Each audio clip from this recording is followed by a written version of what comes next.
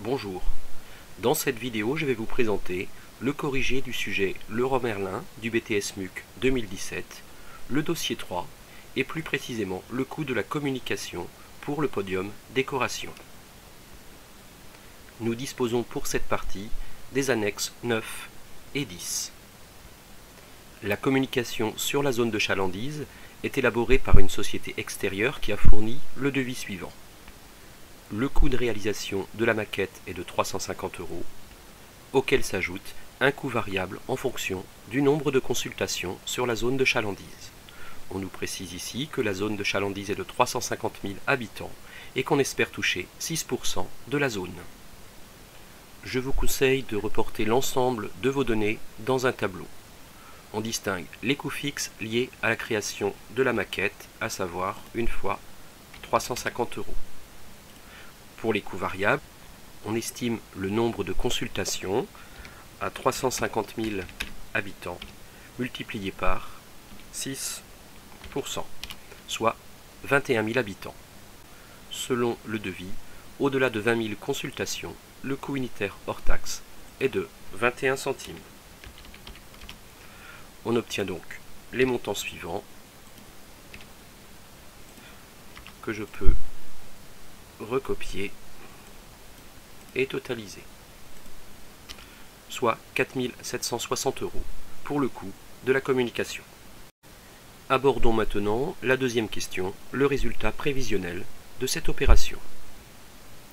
L'annexe 10 nous communique un chiffre d'affaires prévisionnel de 92 000 €. Par ailleurs, on sait que le taux de marque est de 32%. Pour rappel, le taux de marque signifie la marge exprimée en pourcentage du chiffre d'affaires. Il est donc possible de calculer la marge, 92 000 fois 32%. On peut alors en déduire par soustraction le coût d'achat, 92 000 moins 29 440, soit un coût d'achat de 62 560 €. Il nous reste à reporter les autres charges. Les frais de communication ont été calculés, 4 760.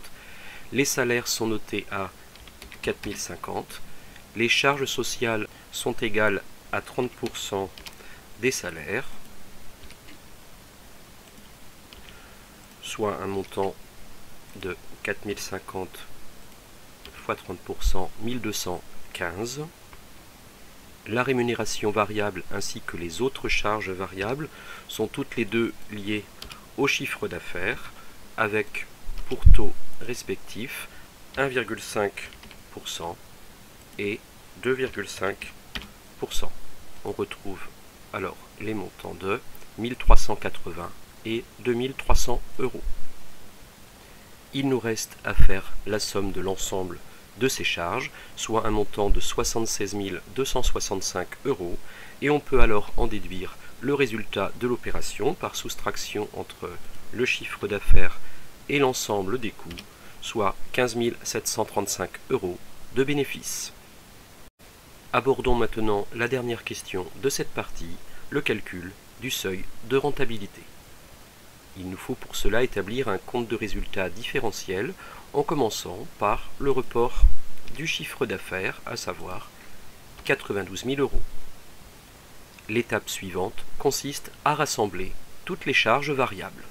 On y retrouve le coût d'achat des marchandises, la rémunération variable, 1380, et les autres charges variables pour un montant de 2300.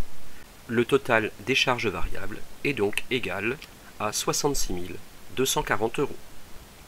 On peut donc maintenant calculer la marge sur coût variable par soustraction entre le chiffre d'affaires et les charges variables. Celle-ci est de 25 760 €. Il nous faut exprimer cette marge sur coût variable en pourcentage du chiffre d'affaires, ce qui représente ici 28%. Il s'agit maintenant de reporter l'ensemble des charges fixes, à savoir les frais de communication pour 4 760, les salaires pour 4 050 et enfin les charges sociales pour 1215 €. Le total de ces charges fixes est donc de 10 025 €. Bien sûr, l'analyse différentielle du compte de résultat doit permettre de retrouver le même résultat pour l'opération par soustraction entre la marge sur coût variable et les charges fixes. Nous retrouvons bien un résultat de 15 735 comme dans la question 2. Il nous reste à calculer le seuil de rentabilité de cette opération. Mémorisez bien la formule du seuil de rentabilité, charge fixe sur taux de marge sur coût variable, afin de l'exprimer dans un premier temps en valeur. Soit pour nous, charge fixe 10 025 divisé par 28%. 35 804 signifie que l'entreprise doit réaliser un chiffre d'affaires minimum de 35 804 € pour couvrir ses frais sur cette opération commerciale. Voilà, cet exercice est terminé. Vous retrouvez ici les ressources à votre disposition, l'adresse mail pour me contacter sur l'Académie de Nantes, le blog et les deux chaînes YouTube, économie et gestion. À votre disposition également ce cahier d'entraînement qui reprend 60 exercices types avec leurs corrigés. Ceci afin d'être plus serein pour votre étude de cas ou vos concours. Bon courage!